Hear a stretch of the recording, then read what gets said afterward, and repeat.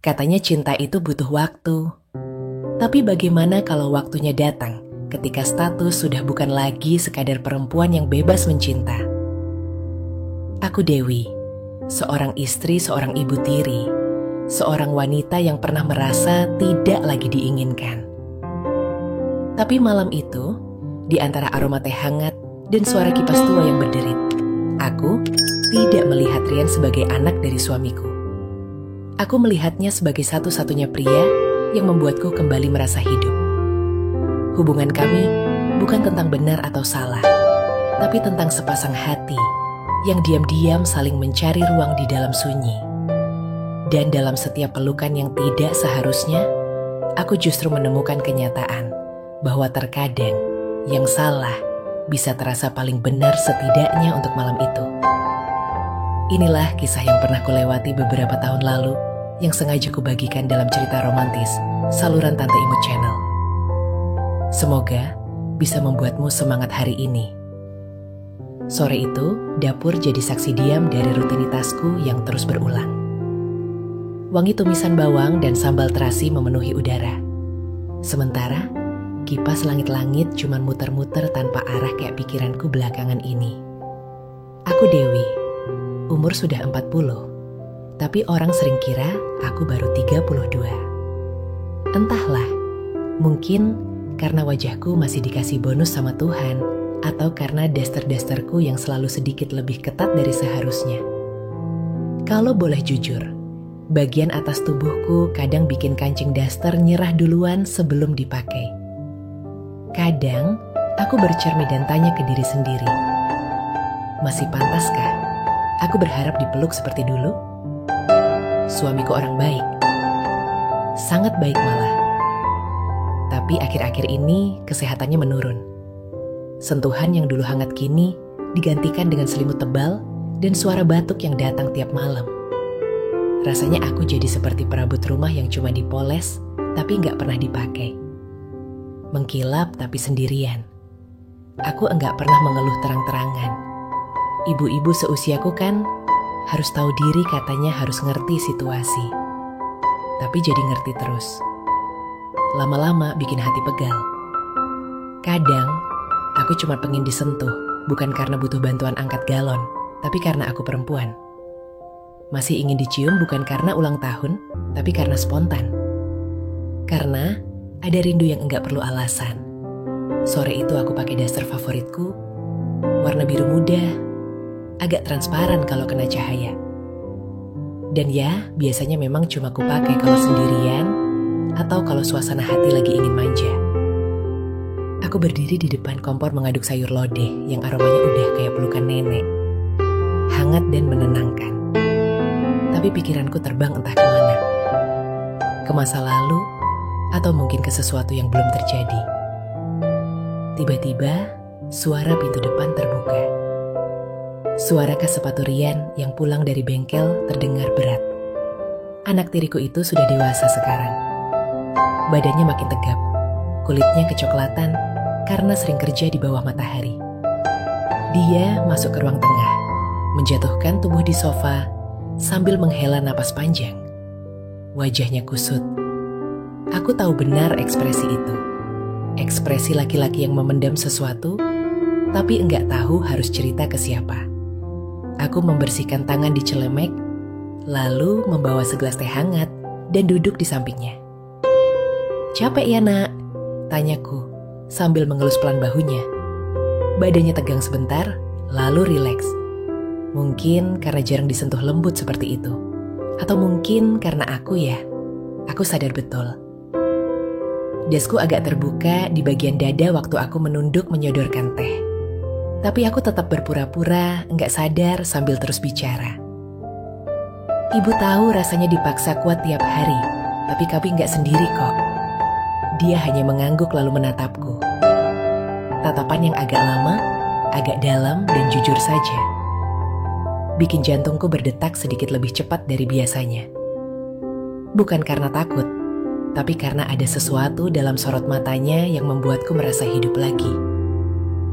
"Ibu juga capek ya," kataku akhirnya. Entah kenapa kalimat itu meluncur begitu saja. Kadang ibu cuma ingin ditemani, bukan dibantu, bukan dinasihati, cuma ditemani. Dan sore itu di antara aroma lodeh, kipas yang berderit, dan teh yang mulai mendingin, hatiku justru mulai menghangat. Mungkin karena Rian ada di sampingku. Mungkin karena untuk pertama kalinya aku merasa tidak sendirian di dalam sunyi. Atau mungkin karena aku baru sadar bahwa menjadi istri tidak selalu berarti bahagia, dan menjadi ibu tiri tidak selalu tentang menjaga jarak. Kadang hati justru mendekat saat dunia mulai menjauh. Hari makin meremang dan angin sore menyusup masuk lewat selai jendela dapur yang belum sempat kutup. Aku mendengar suara motor berhenti pelan di depan rumah. Bunyi rantai gerbang yang digeser, lalu langkah kaki yang berat. Tanpa melihat pun aku tahu, itu pasti Rian. Anak tiriku satu itu, kalau pulang kerja gayanya seperti habis bertarung 3 ronde di ring tinju. Dan jujur aku selalu menanti suara langkahnya. Bukan hanya karena khawatir, tapi karena entah kenapa kehadirannya membuat rumah ini terasa lebih hangat. Aku melongok dari dapur, melihatnya membuka sepatunya sambil bersandar di dinding. Kaosnya penuh noda oli, wajahnya berkeringat, dan rambutnya acak-acakan. Tapi tetap saja ada aura maskulin dari tubuhnya yang tinggi dan kulit legamnya yang sehat. Aku sempat menarik napas pelan. "Mau mandi dulu apa makan dulu, Mas Montir?" Godaku sambil tersenyum kecil. Dia hanya mengangkat alis dan menjawab singkat, "Mau duduk dulu aja, Bu. Capek banget." Ada nada berat dalam suaranya yang membuatku ikut duduk di sofa dekatnya. Biasanya, Rian bukan tipe laki-laki yang gampang ngeluh. Tapi hari itu berbeda. Seperti ada beban tak kasat mata yang menempel di pundaknya. Aku menyodorkan handuk kecil untuk dialap keringat dan duduk agak dekat. Mungkin terlalu dekat untuk ukuran ibu tiri. Tapi saat itu, aku merasa dia butuh ditemani, dan entah kenapa, aku juga butuh alasan untuk tetap di sebelahnya. "Kenapa? Ada masalah di bengkel?" tanyaku sambil menyibak rambut yang menempel di pelipisnya. Sentuhan itu spontan refleks, tapi dia tidak menolak. Matanya hanya menatap kosong ke depan sebelum akhirnya bergumam, "Ada customer yang ribut, Bu. Terus ada spare part yang hilang." Dituduh aku yang lalai. Nadanya pahit. Dan aku tahu, laki-laki seusia Rian paling enggak tahan kalau harga dirinya diinjak. Aku menepuk pelan pahanya. Maksudku pahanya yang masih tertutup celana jeans. "Tentu saja kamu udah kerja keras, udah jujur, dan masih bisa pulang tepat waktu. Itu udah lebih dari cukup buat ibu dan buat siapapun yang bisa lihat kamu dengan mata yang benar." Kalimatku mungkin biasa, tapi kurasa nadaku malam itu tidak terlalu biasa. Rian menoleh padaku perlahan. Matanya masih lelah, tapi ada senyum kecil yang mulai muncul. "Ibu enak ya bisa ngomong tenang kayak gitu." "Kalau aku sih pengen teriak rasanya." Aku balas tersenyum sambil berkata, "Kalau kamu mau teriak, teriak aja." Tapi setelah itu sandar di sini. Tanganku pelan menarik kepalanya ke arah pundakku, dan anehnya dia menuruti. Kepala Rian kini bersandar di pundakku, berat dan hangat. Saat itu aku rasakan debar di dadaku mulai tak karuan. Jarak kami terlalu dekat. Nafasnya terasa di leherku, dan dada ini yang sering dianggap sebagai aset keibuan bergetar karena sesuatu yang lebih dalam. Aku mencoba menormalkan semuanya. "Ibu pengen nanya sesuatu, tapi jangan marah ya." Dia bergumam pelan. "Apa, Bu?" Aku menatap lurus ke depan sambil berbisik, "Kamu pernah rindu dipeluk enggak?" Bukan pelukan kasihan, tapi pelukan yang tulus. Dia diam lama lalu menjawab dengan suara nyaris tak terdengar, "Iya, Bu, sering." Dan saat itu aku tahu kami berdua sedang berada di persimpangan antara ibu dan anak, atau antara dua manusia yang sama-sama kehausan akan rasa. Kehausan akan rasa. Sore itu, sofa ruang tamu tak lagi terasa sempit. Justru menjadi ruang paling luas. Untuk dua hati yang mulai saling mengisi. Aku tidak bergerak. Kami diam cukup lama. Rian masih bersandar di pundakku. Sementara tanganku kini diam di atas bahunya. Rasanya seperti menenangkan seekor anak anjing yang baru saja digonggong dunia. Tak bersuara, tapi penuh arti. Nafasnya berat, dan aku bisa merasakan ritmenya menempel di kulitku. Dasterku yang tipis karena kegerahan, seperti tak mampu jadi pembatas apa-apa lagi. Tapi kupikir, kalau memang hangat ini bisa sedikit meredakan sesaknya. Aku ikhlaskan saja pundakku jadi tempat persinggahan. "Bu," bisiknya pelan. "Kenapa ya? Kadang orang yang bukan ibu kandung justru terasa lebih ngertiin." Aku tersenyum kecil. Kalimat itu membuat jantungku berdetak lebih dari biasanya. Bukan karena terharu saja, tapi karena ada nada jujur dan sedikit dalam. Mungkin karena ibu kandung sering pakai aturan. Kalau ibu tiri kadang cuma pengen diterima. Dia tertawa pelan dan tawa itu membuat leherku terasa hangat. "Berarti Ibu Dewi pengen diterima juga?" Tanyanya sambil menegakkan kepala. Kini menatapku, aku balas tatapan itu. Matanya jernih, penuh luka hari ini. Tapi juga ada lembut yang tak biasa kutemui sebelumnya. "Ibu bukan pengen diterima, Nak. Ibu cuma pengen dianggap ada." Jawabku pelan. Suara itu keluar dari tempat paling jujur dalam diriku. Tempat yang selama ini kutup rapat. Bahkan dari suamiku sendiri. Karena bagaimana aku bisa cerita kalau laki-laki yang kupanggil suami pun kini sudah tidak bisa lagi menganggapku perempuan. Rian tak langsung menjawab. Ia hanya menggenggam jemariku yang entah sejak kapan mulai bermain-main di atas pahanya. Tak ada nafsu di situ belum, tapi ada getaran yang kutahu tidak bisa diabaikan begitu saja. Aku berusaha menarik tanganku tapi ia menahannya. Pelan, lembut, dan berkata, "Ibu selalu kelihatan kuat." Padahal mungkin ibu juga pengen ditanya, "Gimana perasaanmu hari ini?" Aku menunduk. Kalimatnya seperti pelukan yang merembes ke dada. Rasanya seperti disentuh dari dalam bukan luar. "Kadang ibu memang capek," kataku nyaris seperti gumaman. Capek merasa jadi istri tapi tidak pernah benar-benar dimiliki. Capek jadi ibu, tapi tidak boleh merasa sendiri. Rian mengangguk. Ia masih memegang tanganku dan jujur. Aku tidak ingin melepaskannya. Tangan itu besar dan hangat seperti penopang. Tapi bukan penopang yang menuntut, melainkan yang mengerti. Kalau ibu pengen istirahat dari semuanya, ibu boleh sandar ke aku juga kan? Aku menatap wajahnya yang kini terasa begitu dekat. Ada kesungguhan di sana, dan entah bagaimana, aku merasa aman. "Boleh, Nak," jawabku perlahan. Tapi jangan kaget kalau kadang ibu terlalu jujur. Dan entah angin dari mana, tanganku yang bebas menyentuh pipinya lembut. Seperti menyentuh bagian dari hidupku yang sudah lama aku tinggalkan. Kelembutan seorang wanita bukan ibu, bukan istri, hanya wanita. Malam mulai turun pelan dan rumah jadi sunyi. Hanya suara detik jam yang terdengar.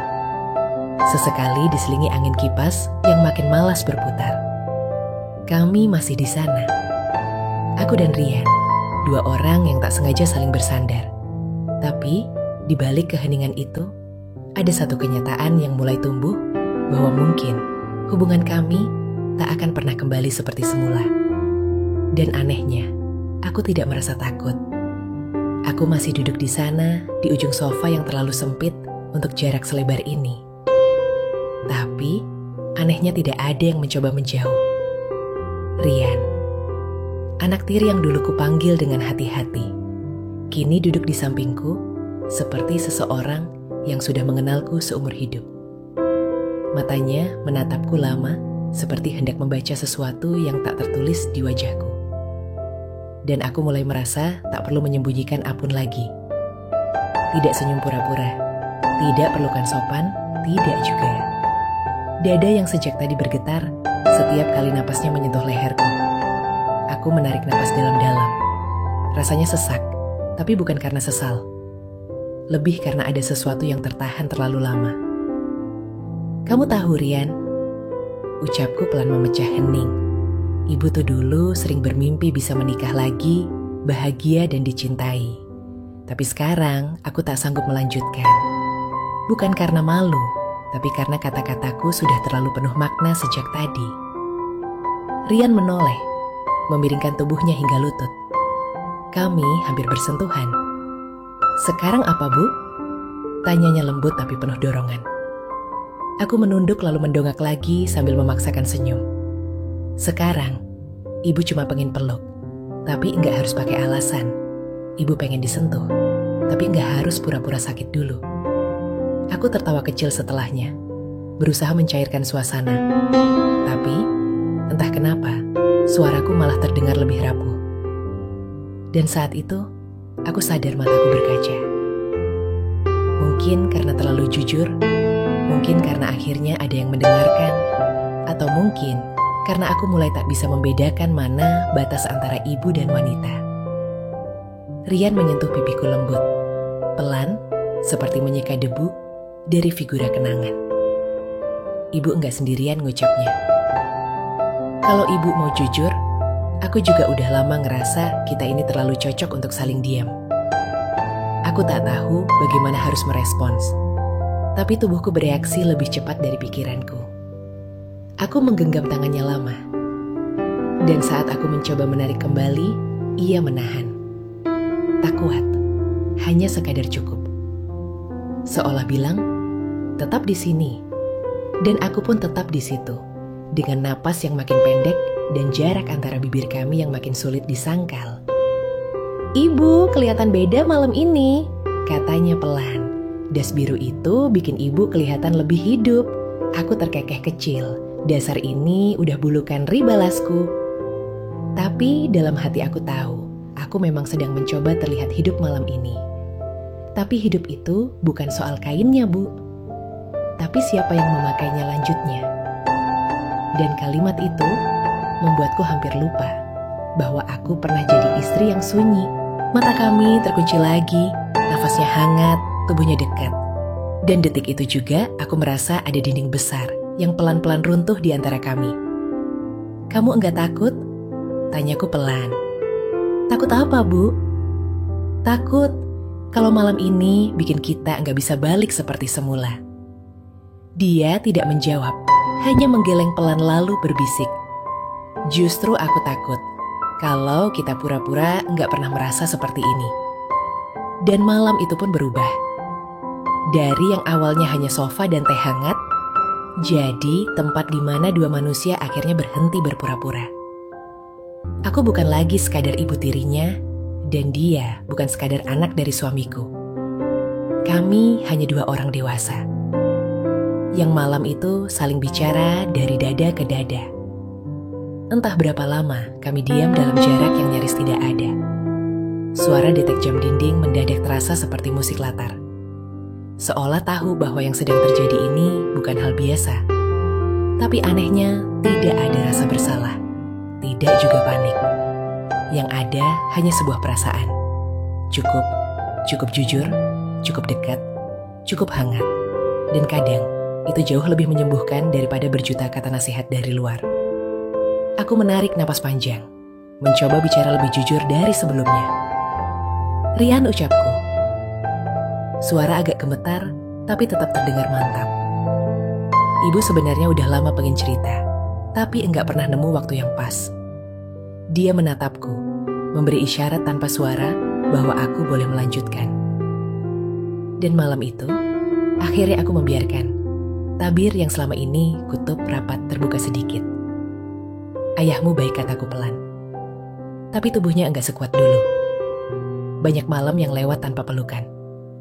Banyak ranjang yang dingin, bukan karena AC, tapi karena tubuhnya. Udah enggak bisa memberi kehangatan. Aku tertawa kecil getir. Kadang, aku bahkan lupa rasanya disentuh bukan karena kamu kenapa pusing, tapi karena aku kangen kamu. Rian menggeser duduknya kini sepenuhnya menghadapku. Bu, itu sedih sih, tapi aku juga ngerti. Kadang laki-laki nggak tahu kalau perempuan juga pengen dimanja.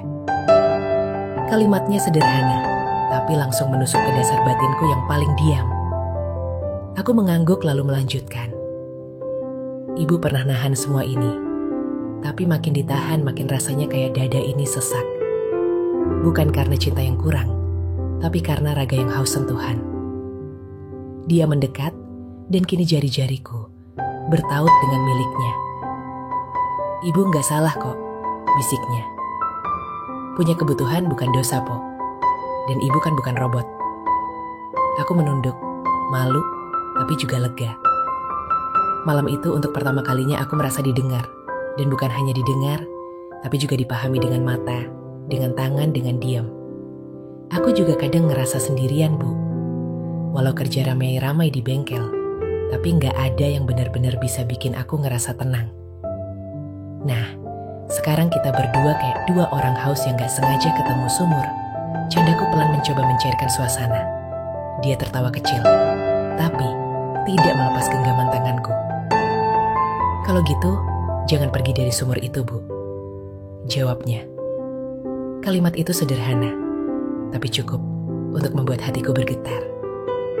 Bukan karena gombalan, tapi karena aku tahu aku benar-benar tak ingin pergi malam itu.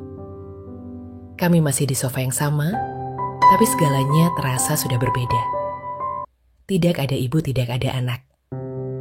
Yang ada hanya wanita dan pria yang malam itu saling menatap, bukan karena harus, tapi karena ingin. Dan dalam hati kecilku yang paling jujur, aku bertanya, apakah salah jika yang tak pernah diberikan oleh suami malah kutemukan dalam pelukan anak tiriku sendiri?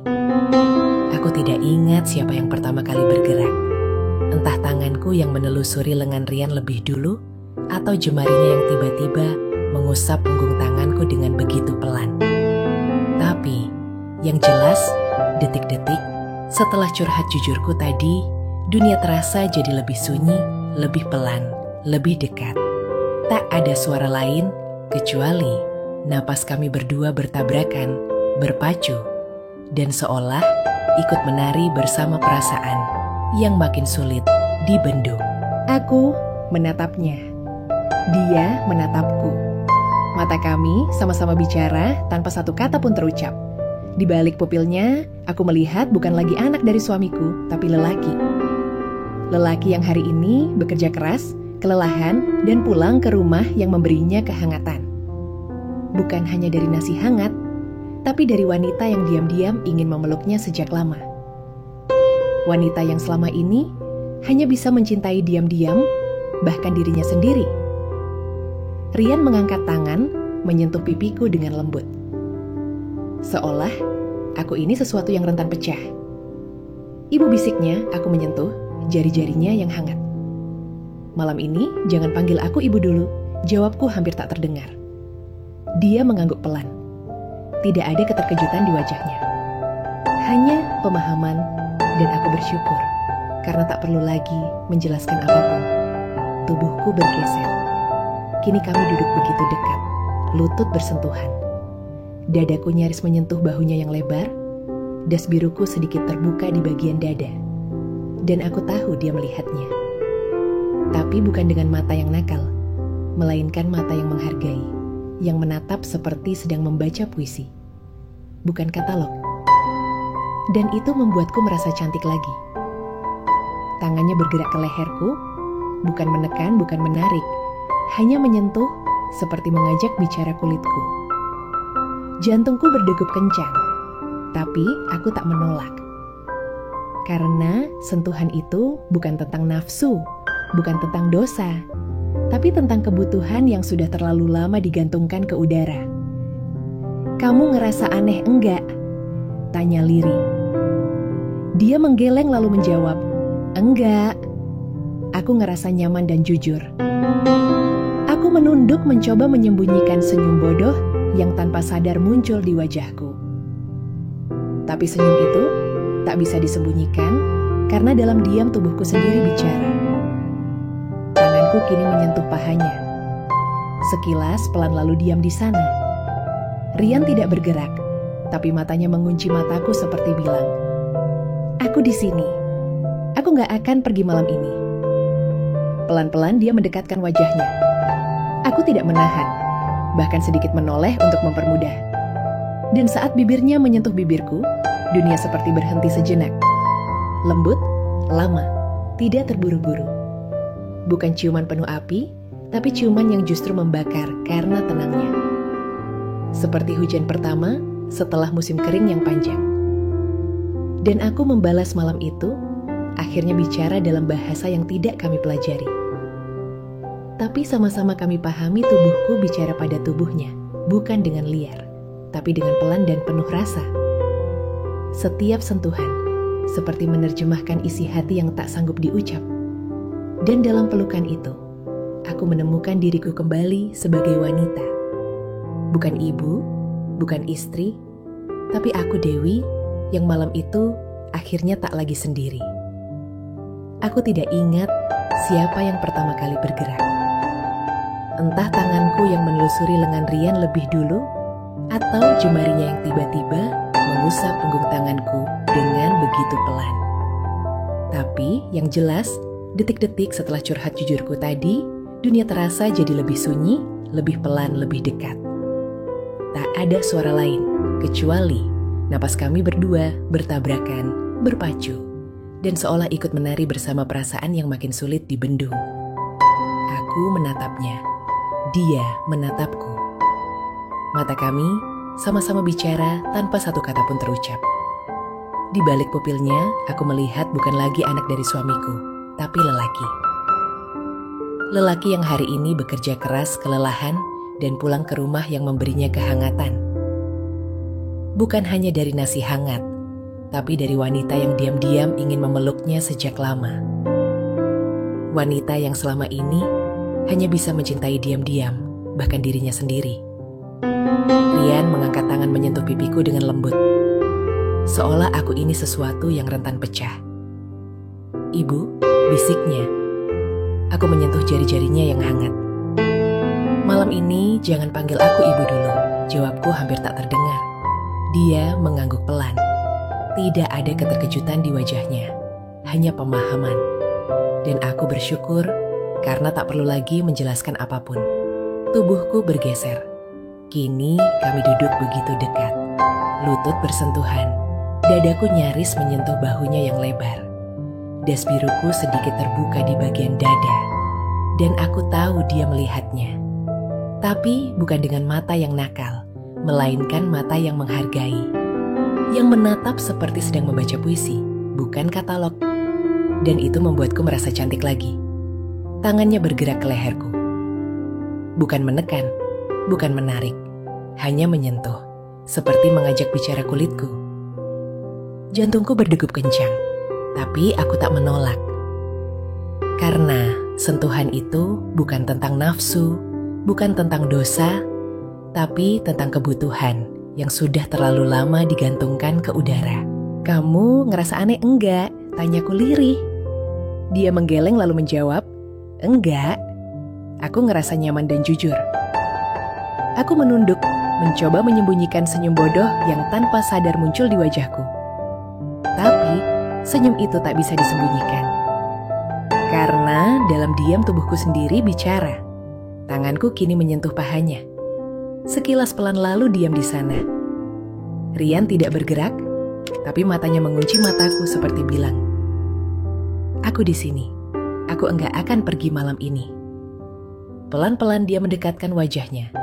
Aku tidak menahan, bahkan sedikit menoleh untuk mempermudah. Dan saat bibirnya menyentuh bibirku, dunia seperti berhenti sejenak.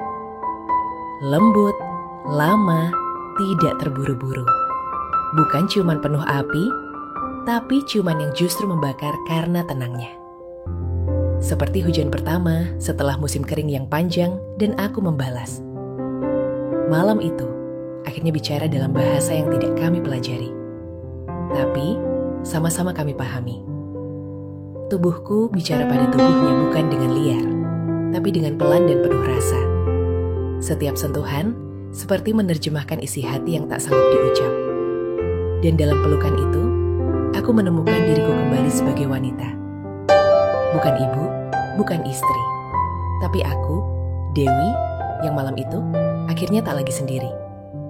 Saat aku masuk ke kamar dan berbaring sendirian, pandanganku menatap langit-langit. Tubuhku masih membawa aroma peluhnya. Bibirku masih terasa jejaknya. Tapi yang paling kuat adalah rasa yang menetap di dada. Rasa bahwa untuk pertama kalinya aku tidak lagi merasa jadi perempuan yang menunggu dipilih. Malam ini aku dipeluk karena aku diinginkan, dihargai, dilihat, dan bukan karena statusku sebagai istri seseorang, tapi karena aku adalah aku.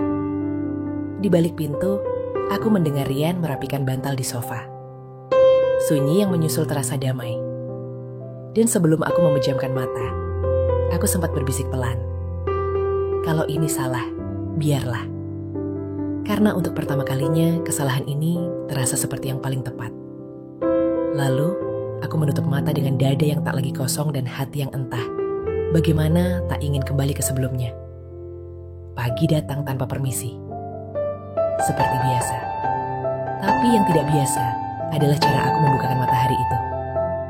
Biasanya, aku bangun dengan perasaan kosong. Kosong karena malam yang dingin. Kosong karena pelukan suami yang hanya tinggal ingatan. Tapi pagi ini, hatiku terasa penuh. Penuh oleh detak jantung semalam, oleh tatapan mata yang begitu dalam, dan oleh pelukan hangat dari seseorang yang tak pernah kusangka. Anak tiriku sendiri. Aku duduk di tepi ranjang, menyisir rambut dengan jari. Cermin di meja rias menampilkan bayangan perempuan yang sama, tapi dengan cahaya yang berbeda di matanya. Ada semburat merah muda di pipi. Seperti sisa mimpi yang belum selesai. Aku memakai daster yang lebih tertutup pagi ini. Bukan karena malu, tapi karena aku sedang belajar berdamai dengan diriku sendiri. Dan mungkin pagi ini aku ingin terlihat sebagai Dewi yang lebih tenang, lebih siap, lebih sadar. Suara sendok yang menyentuh gelas di dapur membuatku keluar kamar. Dan di sana, dia Rian berdiri dengan kaos putih longgar dan celana pendek abu-abu menyeduh kopi sambil menghadap jendela. Cahaya pagi menyinari sebagian wajahnya. Dan entah kenapa, aku merasa sedang melihat pria yang bukan sekadar anak dari suamiku, tapi seseorang yang tadi malam telah menunjukkan kepadaku bahwa aku masih hidup sebagai perempuan. Dia menoleh dan tersenyum. "Selamat pagi, Bu." Suaranya biasa, ringan, tapi tatapannya tidak bisa dibohongi. Aku membalas dengan senyum kecil. "Pagi, nak, Tumen bikin kopi sendiri." Dia menyerahkan satu cangkir padaku. Hari ini gantian aku yang menyambut ibu bangun tidur. Kalimatnya terdengar sederhana, tapi hatiku langsung berdetak seperti remaja. Aku menyeruput kopi itu pelan lalu duduk di meja makan. Dia ikut duduk, dan kami sempat diam beberapa saat. Aku mencoba membuka percakapan ringan. "Tadi malam kamu tidur nyenyak?" Dia menjawab pelan. "Enggak nyenyak, tapi tenang." Kami sempat tertawa, ringan, canggung, tapi tidak kaku. Pagi itu seperti dua orang dewasa yang baru saja bertemu, padahal tinggal serumah. "Jadi, hari ini kamu ke bengkel lagi?" tanyaku. "Iya, tapi kayaknya kepala masih di sini," katanya sambil menyentuh dadanya sendiri lalu menatapku dalam.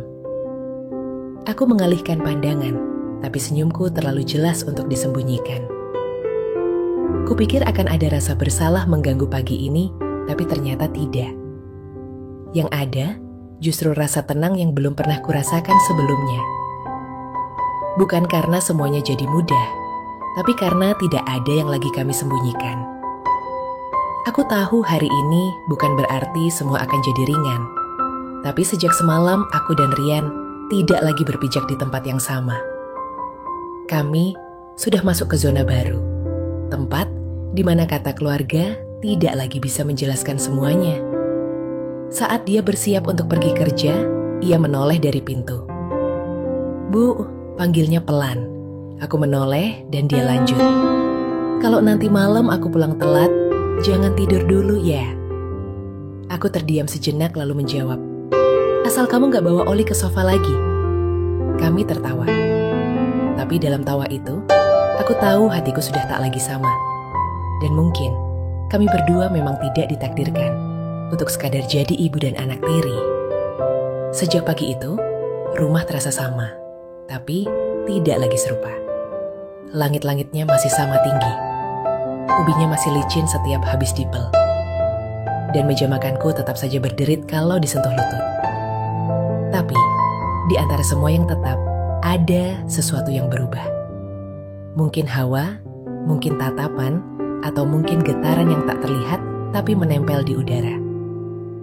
Aku jadi lebih sering duduk lama di dapur hanya untuk mengatur napas atau pura-pura sibuk menyiram tanaman. Padahal yang kutatap cuma kosong. Hubunganku dengan Rian menjadi seperti benang tipis yang ditarik pelan-pelan. Tidak putus, tapi juga tidak lagi kendur. Kami tetap berbicara seperti biasa, tetap makan bareng, tetap saling bercanda. Tapi kadang, saat dia lewat di dekatku, bahunya menyentuh pun sudah cukup untuk membuatku terdiam beberapa detik. Saat ia pulang kerja dan melepas kaosnya sambil duduk di ruang tamu.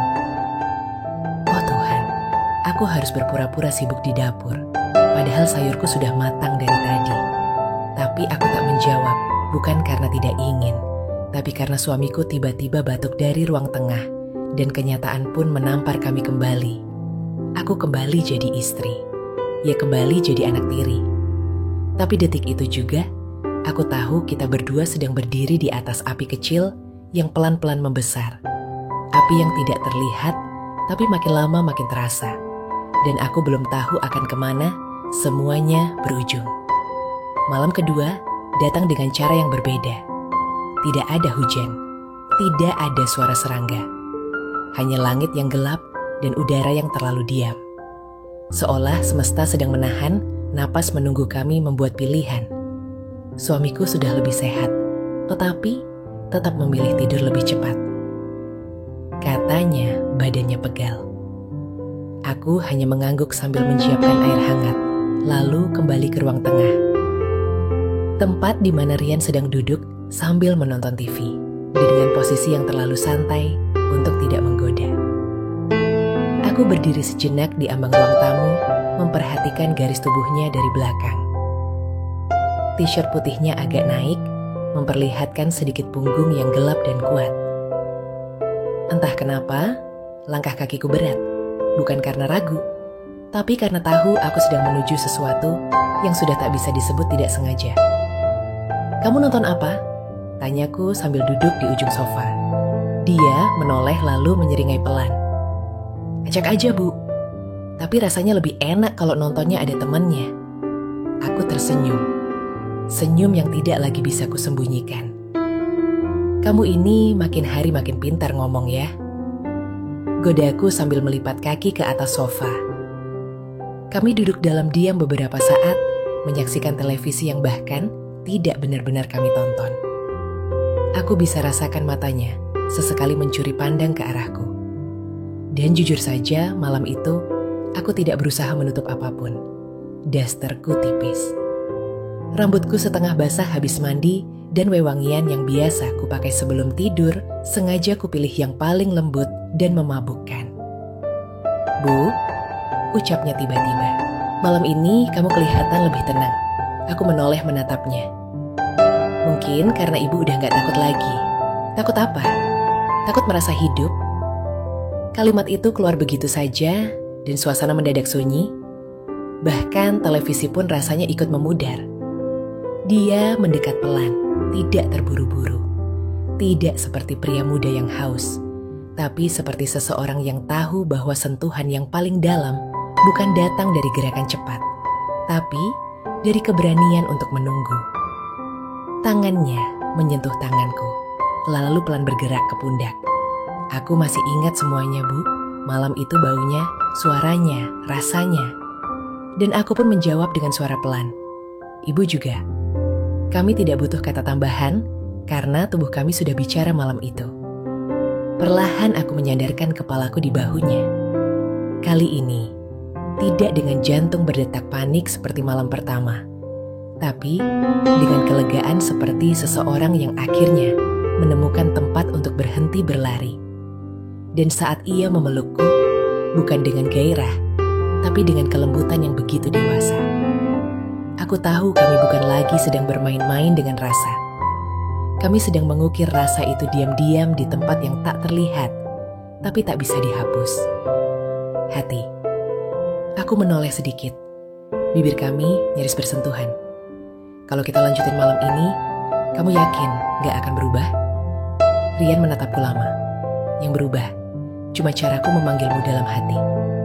Dan malam pun mengalir lagi, seperti sungai yang tak bisa dibendung.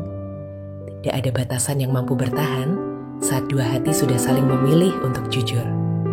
Dan aku malam itu, untuk kedua kalinya membiarkan diriku dipeluk, bukan sebagai ibu, bukan sebagai istri, tapi sebagai seorang wanita yang akhirnya berhenti menunggu. Malam itu terasa lebih lambat dari biasanya. Seakan waktu sengaja memberi kami ruang-ruang untuk bernapas lebih dalam. Ruang untuk menatap lebih lama. Ruang untuk menyentuh tanpa tergesa. Rian duduk di sebelahku dengan lengan melingkar di pundakku. Tubuhku condong ke arahnya dan sejujurnya, aku tidak ingin berpindah barang sejengkal pun. Tak ada bising, tak ada suara, kecuali detak kipas dan napas yang mulai saling menyelaraskan. Dunia seperti dia memberi tempat bagi dua manusia yang akhirnya berhenti menyembunyikan rindu. Tanganku menyusuri dadanya perlahan. Masih dengan ragu yang lembut. Aku bisa merasakan debarannya. Ia pun memegang tanganku membimbingnya, tapi tak memaksa. Kami hanya saling percaya. Aku mengangkat wajahku, menatap matanya yang dan penuh penghormatan. Kamu yakin? Tanyaku lirih. Rian mengangguk lalu mengecup keningku. Aku gak butuh izin, aku cuma butuh kamu tahu. Ini bukan nafsu, Bu. Ini karena aku ngerasa utuh saat kamu ada di sini. Hatiku luruh, kalimatnya sederhana, tapi terasa seperti gembok yang terbuka dari dalam. Aku tidak menjawab. Aku hanya mendekatkan bibirku ke bibirnya.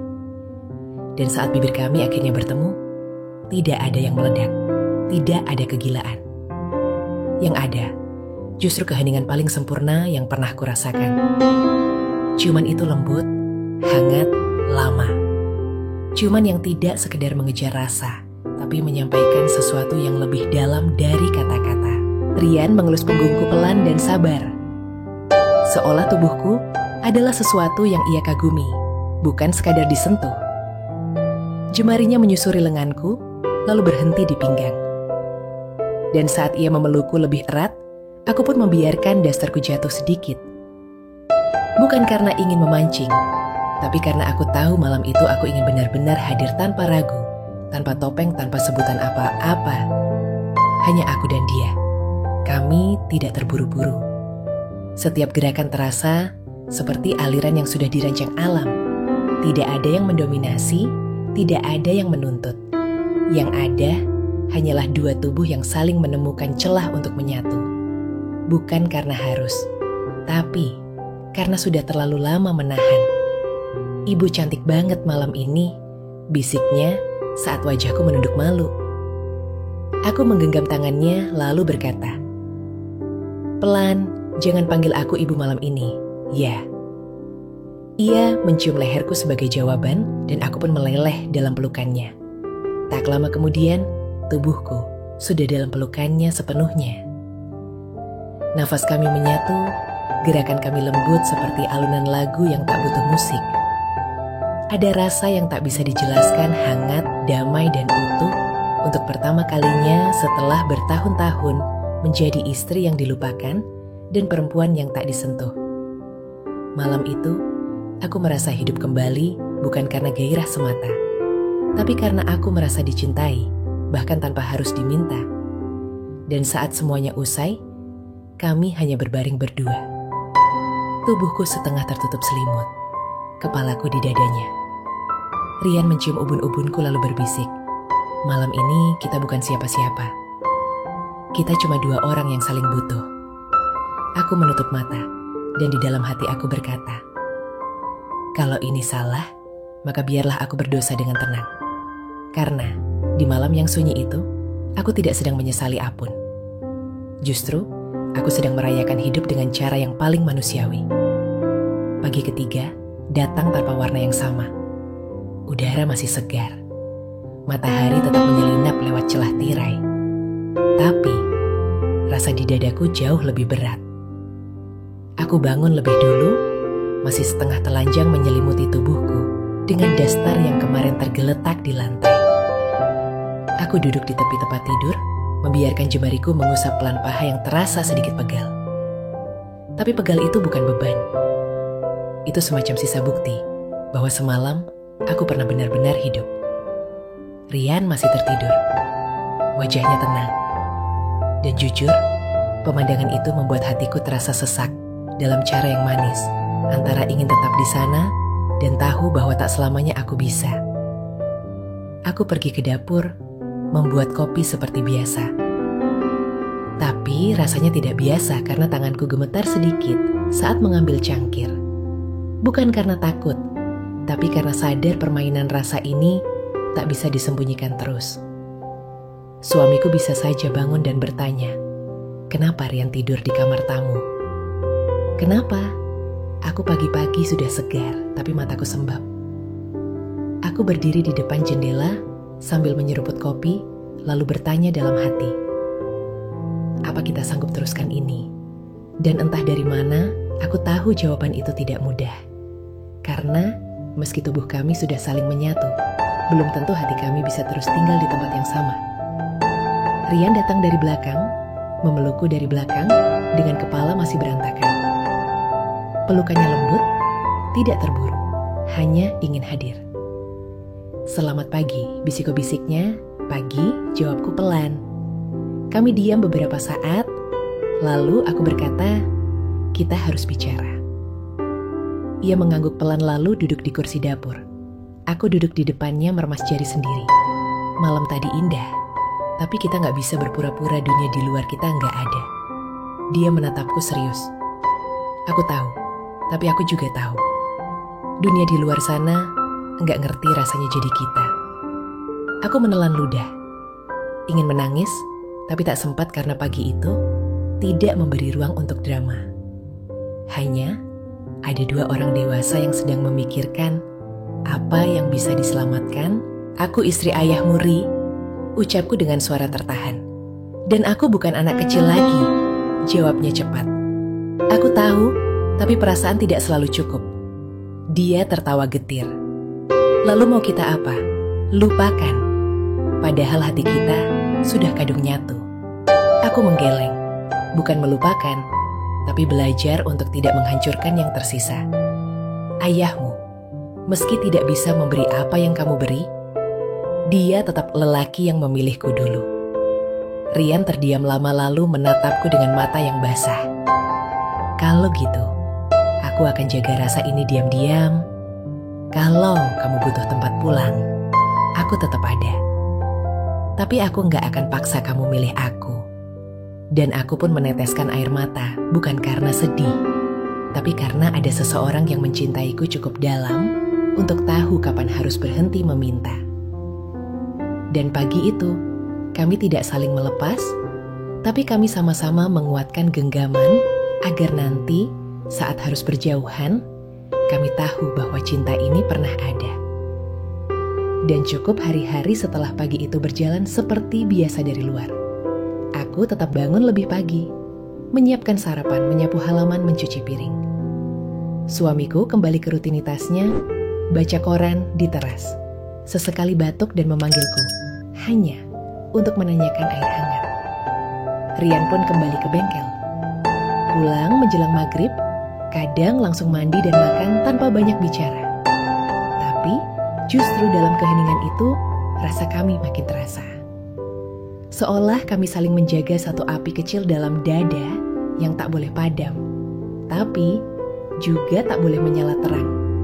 Ada malam-malam saat aku sengaja menunggu di ruang tengah, pura-pura menonton sinetron murahan hanya karena ingin mendengar langkah Rian memasuki rumah. Lalu, saat ia lewat tanpa bicara, aku hanya menangkap baunya dan dadaku berdesir lagi. Kadang, Kami saling tatap di meja makan hanya sekilas. Tapi pandangan itu cukup untuk membuatku kembali ke malam-malam saat tubuh kami saling melingkar dalam diam. Dan kurasa itu jadi cara kami saling menyapa tanpa satupun kata. Tapi rasa seperti ini tak mungkin disimpan terus. Suatu malam, aku sedang menyapu teras saat Rian datang. Lebih awal dari biasanya. Bajunya masih lusuh. Wajahnya penuh peluh. Ia langsung menghampiriku. "Bu, kita bisa bicara sebentar enggak?" tanyanya. Aku berhenti menyapu, jantungku berdetak lebih cepat. Sekarang dia mengangguk. Di belakang biar ayah nggak dengar. Kami pun masuk ke halaman belakang, tempat yang paling sepi dan jarang dipakai. Di sanalah, akhirnya, perasaan yang sudah lama menggantung mulai menemukan nadanya lagi. "Aku nggak bisa terus kayak gini, Bu," katanya dengan suara pelan. "Lihat kamu tiap hari tapi nggak bisa nyentuh, nggak bisa ngomong. Padahal isi kepalaku isinya kamu terus." Aku menunduk meremas jari-jari. "Aku tahu, Nak. Aku juga ngerasain hal yang sama. Tapi justru karena kita saling sayang, kita harus tahan. Tahan sampai kapan? Entahlah, mungkin sampai semesta kasihan, atau sampai aku enggak kuat lagi." Dia tertawa kecil getir. "Kamu tahu apa yang paling menyakitkan? Kita serumah, kita dekat, tapi enggak bisa saling peluk. Meski cuma 5 detik, aku menatapnya lama. Kalau begitu peluk aku sekarang 5 detik lalu lepas." Ia menatapku lalu menarikku ke pelukannya. Hangat, teguh, lama. Dan saat ia mulai melepaskan, aku justru mengeratkan pelukan itu. Biar lebih dari 5 detik bisikku. Dan dalam pelukan itu, aku sadar bahwa yang kami lawan bukan hanya norma atau status, tapi perasaan yang tumbuh diam-diam, lalu berubah jadi rumah. Rumah yang tidak pernah bisa kami tinggali dengan utuh. Kami akhirnya berpisah malam itu tanpa ciuman. Tapi entah kenapa, itu justru terasa lebih dalam, lebih sakit, dan lebih benar. Karena kadang rasa yang ditahan bukan berarti padam, justru semakin kuat. Dan aku tahu kami tidak menjauh. Kami hanya sedang saling menjaga, agar rasa ini tidak menjadi luka bagi siapapun. Hujan turun malam itu mendadak dan deras. Aku berdiri di balik tirai ruang tengah, menatap tetesan air yang membasahi teras. Di belakangku, suara TV menyala pelan menyiarkan acara berita yang tidak kupedulikan. Suamiku tertidur di dalam kamar. Napasnya berat tapi teratur. Dan di tengah semua itu, pikiranku ada pada satu nama. Rian, anak tiri, lelaki, teman bicara. Kekasih diam-diam. Aku belum tahu apa yang akan terjadi malam ini. Tapi hatiku merasa sesuatu akan datang. Dan benar saja, pintu depan terbuka perlahan. Dia masuk dengan jas hujan setengah terbuka, rambut basah, dan wajah yang tak menyembunyikan rasa. Rian menatapku bukan dengan senyum, bukan juga dengan air mata, tapi dengan pandangan yang membuatku ingin memeluknya dan berkata, "Kalau kita salah, setidaknya kita salah bersama." "Aku gak kuat lagi, Bu," katanya pelan. Tapi pasti aku berdiri di sana membeku. Kita sudah janji saling tahan, Ri.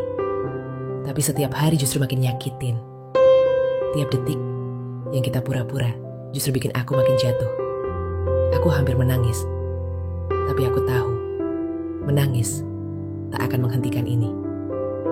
Karena rasa yang tumbuh tidak bisa disumpal dengan air mata. Dia berjalan mendekat. Tubuh kami kini hanya terpisah beberapa jengkal. Hujan di luar, seperti musik latar dari drama yang tak pernah kami tulis, tapi kami jalani. Kamu pernah bayangin enggak, kalau semua ini enggak serumit ini? Aku tersenyum getir setiap malam, tapi setiap pagi aku bangun dengan statusku tetap istri ayahmu. Dia menunduk lalu berkata, "Kalau ibu bilang malam ini kita pergi meninggalkan semuanya." Mau aku terdiam. Dedeku berdegup, mataku panas, tapi aku tidak menjawab. Karena cinta seaneh apapun tak selalu bisa dibawa lari. Kadang, cinta justru harus ditinggal. Bukan karena enggak mau, tapi karena terlalu ingin. Kami duduk berdua di sofa seperti dulu. Tidak berpelukan, tidak bersentuhan, tapi jantung kami saling mendekap. Kalau nanti takdir membawa kita ke jalan yang berbeda, ucapnya, janji ya, jangan pernah bilang malam-malam itu salah. Aku menggenggam tangannya. Nggak akan pernah, karena malam itu aku merasa jadi wanita lagi. Dan kamu jadi laki-laki pertama yang melihat aku bukan sekadar sebagai istri ayah. Detik demi detik berlalu, dan ketika jam menunjukkan pukul 10, ia berdiri menghela napas, lalu mencium punggung tanganku dengan pelan. Tanpa kata, ia melangkah ke kamarnya, menutup pintu pelan, dan aku berdiri di ruang tengah, memeluk diri sendiri sambil memandang hujan yang belum juga reda. Malam itu tak berakhir dengan ciuman, tidak juga pelukan, tapi dengan keheningan yang terlalu dalam untuk dijelaskan. Karena kami tahu, cinta ini tidak akan pergi, hanya akan diam. Seperti hujan yang meresap ke tanah, tak terlihat, tapi tetap hidup. Dan dalam hati aku berbisik, kalau esok semuanya harus kembali pura-pura. Setidaknya malam ini adalah satu-satunya yang nyata. Mereka bilang, wanita sepertiku harus tahu batas. Tapi tak ada yang mengajarkanku bagaimana menolak pelukan yang membuatku merasa utuh. Rian bukan milikku, dan aku pun bukan miliknya. Tapi untuk satu malam atau dua, kami pernah menjadi satu bukan sebagai anak dan ibu tiri, tapi sebagai dua manusia yang diam-diam saling menyelamatkan dari kesepian. Kini kami kembali ke dunia nyata dengan jarak, dengan peran, dengan diam. Tapi di dalam hati aku tahu ada nama yang tak akan pernah bisa kubuang. Dan andai malam itu hanya bisa hidup dalam kenangan, biarlah ia tinggal di sana sebagai rahasia paling indah dan paling berdosa.